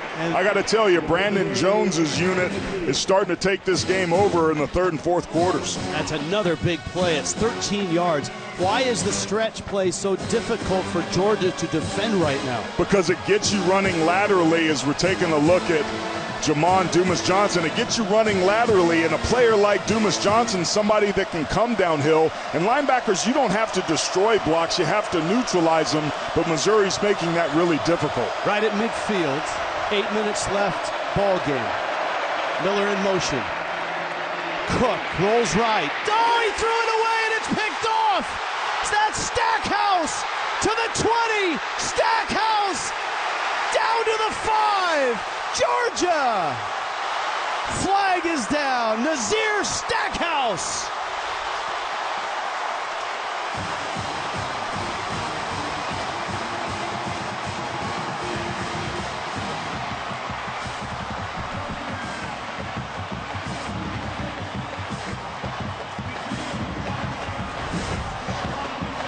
Brady Cook's had 3 interceptions in his last 3 games. This is just an ill-advised throw. It wasn't there. You got to throw this away. He was trying to get too cute and get that football over the top. Foul, blindside block. Georgia number 2. 15-yard penalty from the spot of the foul. First down. It's on Smile Munden, the linebacker, but Nazir Stackhouse makes him pay for a very poor decision. So the interception stands, but the return is wiped out on a blindside block on the return. He had a pass breakup last week, and this is what happens if you're a defensive lineman and you don't get much of a pass rush. You get these opportunities. Nobody feels worse about that throw than Brady Cook. He knows he shouldn't have let it go, and now it's up to his defense to try to bail him out here. That's an enormous penalty. It goes from inside the 5 all the way back to the Georgia 30-yard line. And Rich, coming into this game, Georgia was one of the least penalized teams in the country. Now in this second half, it just seems to get more and more careless. Amanda, talking with Kirby Smart, said we had to do the simple things better, and the most disciplined team would win this ball game. Even with that great play, Georgia's got to tighten things up here to finish this game out. So Georgia at their 30.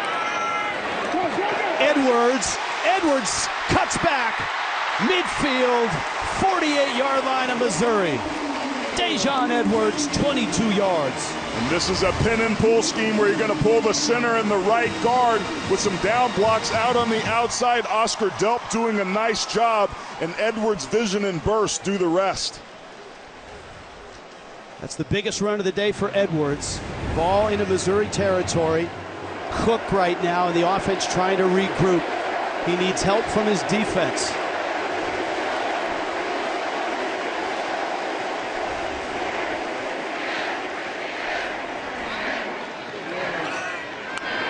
Blitz comes, quick throw, McConkey catch inside the 45 and pushed out of bounds at the 42. Coming up, U.S. Army postgame show. Adam, Rick, BJ look ahead as they shift the focus to the SEC West. LSU and Alabama finishes our triple header. It's coming up on the U.S. Army postgame show. Kirby Smart and the Bulldogs trying to win their 26th straight game, trying to go to 9-0 and 6-0. Number 12 Missouri on the road has given Georgia all they could ask for. Rich, and this is getting to be do or die time, because even a field goal makes this a 2-score game for Missouri. It's critical that the Tigers keep Georgia out of the end zone and don't let them get a field goal here. Kendall Milton's got a first down to the 35. Clock continues to run down to 6 minutes, 7-yard gain. And if you're Georgia, you get in a 4-minute mode like we saw them do against Florida at the end of that game, and let these offensive line that struggled in pass protection early, let them take over and control the line of scrimmage.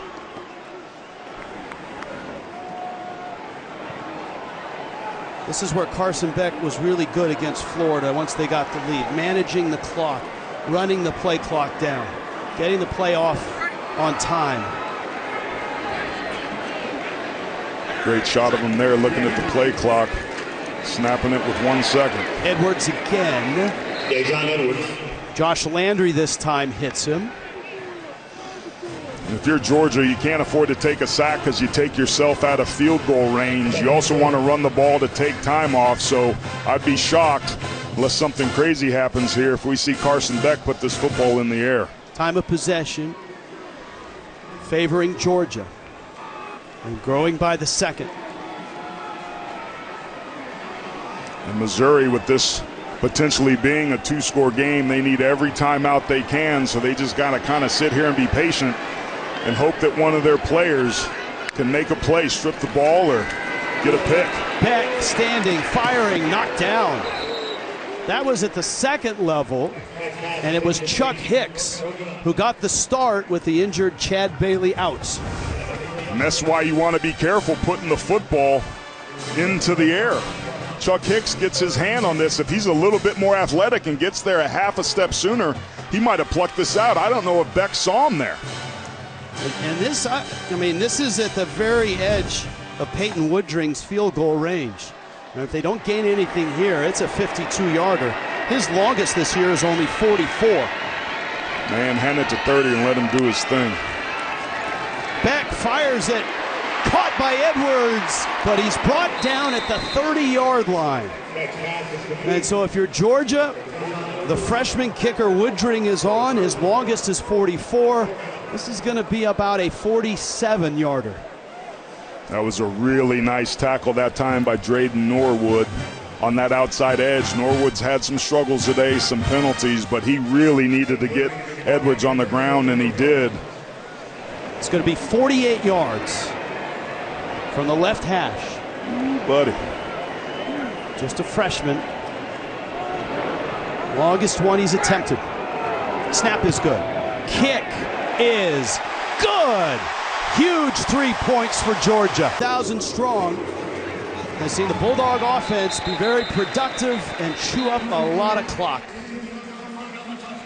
Invesco brings you today's Scholar Athletes. Brady Cook of Missouri, Marvin Jones Jr. of Georgia.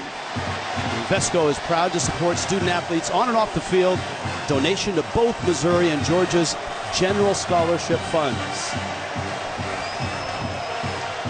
Now Missouri need 2 scores, have all their timeouts, and about 4 minutes of clock. Yeah, they've been able to take some big chunk plays a day. They've had 3 plays over 30-plus yards through the air and a couple others of 20-plus.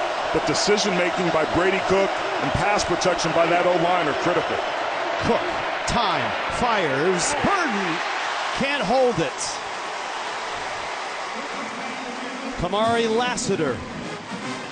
And this is a ball that Burden has to bring down as Lassiter seems to be slow to get up, grabbing that right hip area. That could be a huge blow on what could prove to be this game's most important drive. We will step aside with the injury. Tape the pocket and hurt Georgia.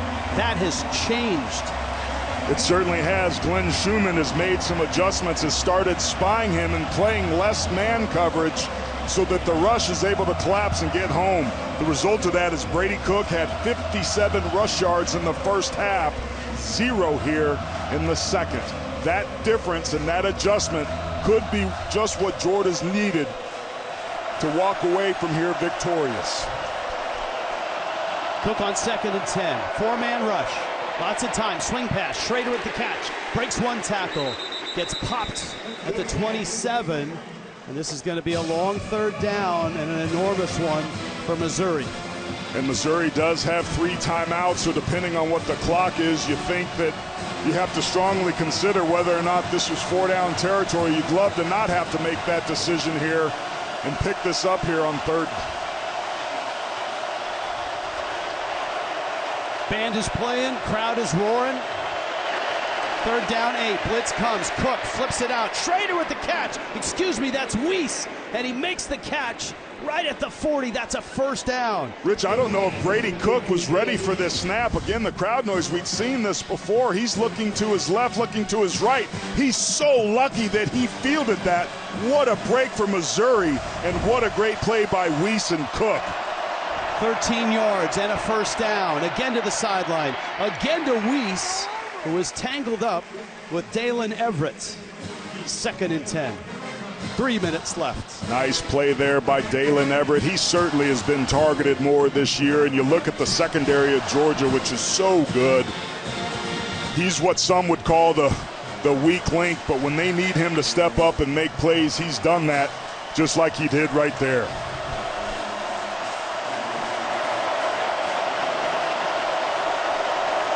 Georgia's had 2 sacks so far today. If you're Brady Cook, you can't afford a lost yardage play.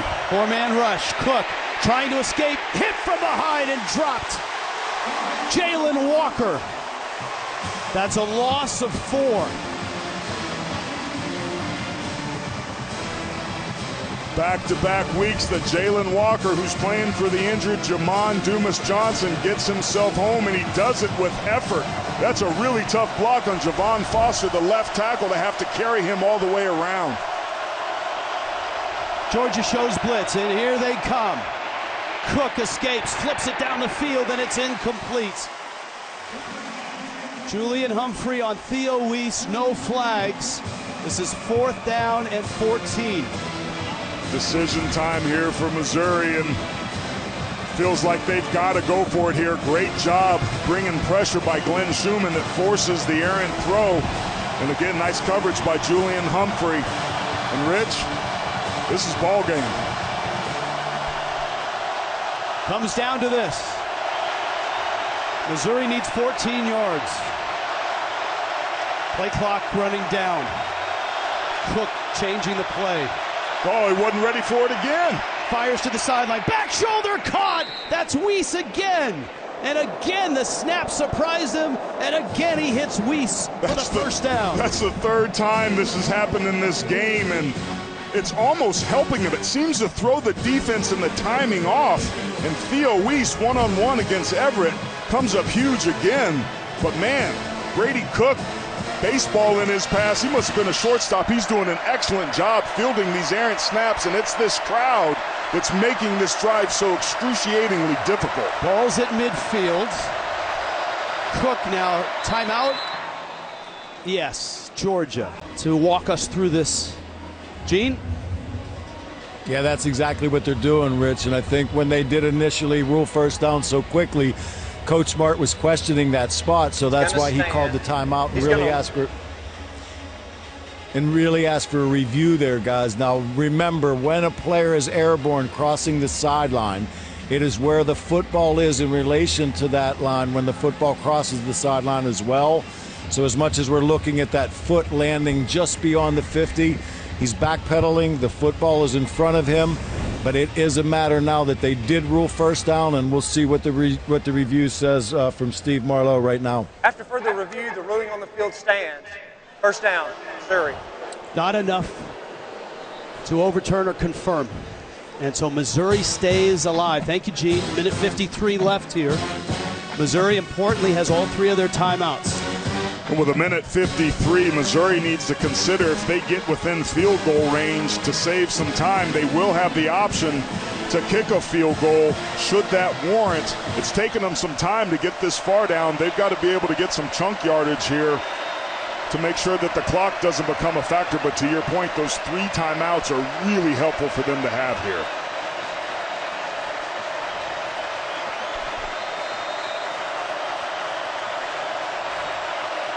Blitz comes. Pump fake. Hit as he throws. And that one is over the head of Mekhi Miller. Georgia brought pressure. Yeah, Malachi Starks is one of the best athletes on the team.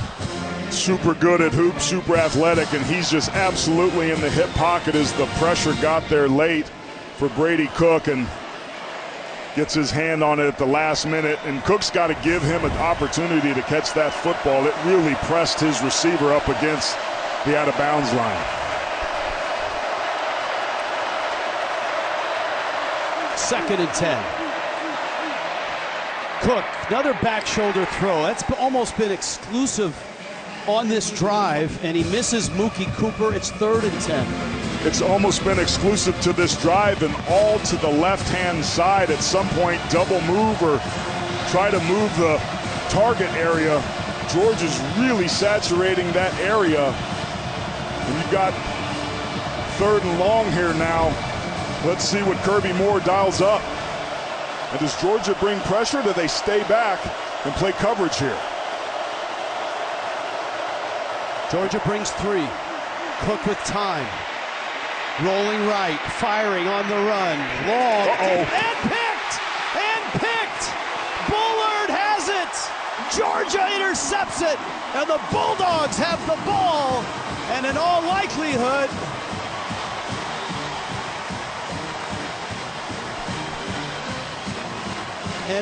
likelihood, win number 26 in a row. Missouri needs some real magic. Down 9, a minute 36 left. Coaches told us that Javon Bullard loves football, plays the game with a chip on his shoulder. They only rush 3. Cook tries to buy himself time because there's nowhere to throw. He should have never released this football. You don't throw across your body rolling to the right deep into double coverage, and that's exactly what he did. And the biggest interception of the entire season for Missouri is a ball that should have never been thrown. Kirby Smart told us nobody loves football on this team more than Javon Bullard. Now, it's a 2-score game, minute 36 left. All of the timeouts left for Missouri, but Edwards stumbling and is knocked out of bounds.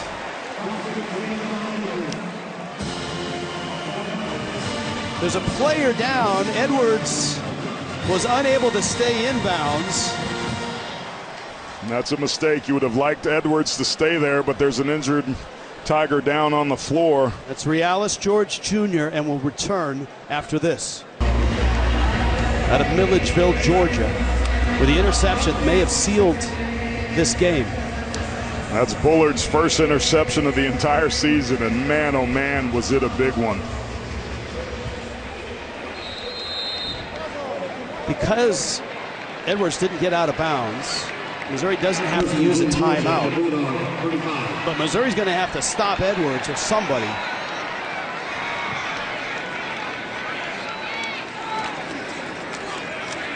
And this is Edwards, left side. Tigers are going to call a timeout, you'd expect.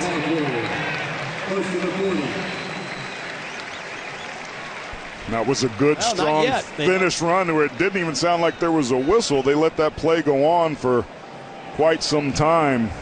Yeah, this is what you want to do, Rich. You got to be able to ice it. And so Missouri does not use a timeout. It's that waving of the white flag, I guess. And if that's the case, you would expect Beck to take a knee, and Georgia will have won their 26th consecutive game. Wow. But I'll tell you what, even though they're going to lose this football game, I think Missouri made a statement here. Coming on the road in a really tough environment, and this game was tight almost the entire way. And Georgia will win this game 30-21. Well, Kirby Smart told us, Rich, we got to dominate with discipline. The most disciplined team's going to win this game, and in the end, Carson Beck and his entire Bulldog team and that defense rose to the occasion. And Georgia's quest for history, being the first team to win 3 national championships, first by starting to win the SEC East, marches on. Absolute driver's seat.